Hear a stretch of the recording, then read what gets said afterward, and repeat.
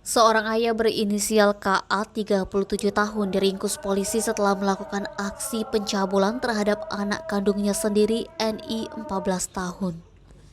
Pencabulan terjadi di rumahnya sendiri di Kecamatan Gandus, Palembang, Kamis 19 Mei sekitar pukul 2.00 waktu Indonesia Barat.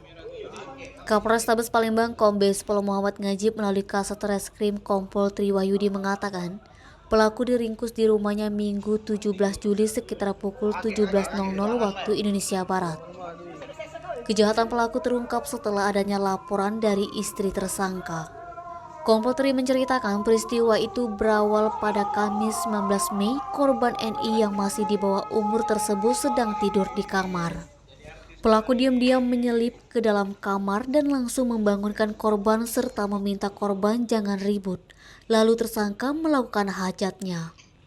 Atas ulahnya tersangka dikenakan pasal 76D Jo pasal 81 ayat 1 3 Undang-Undang RI nomor 17 tahun 2016 tentang penetapan Perpu pengganti Undang-Undang nomor 1 tahun 2016 tentang perubahan kedua atas Undang-Undang RI nomor 23 tahun 2002 tentang perlindungan anak menjadi undang-undang yang sebelumnya diatur dalam Undang-Undang RI nomor 35 tahun 2014 tentang perubahan atas Undang-Undang RI nomor 23 tahun 2002 tentang perlindungan anak.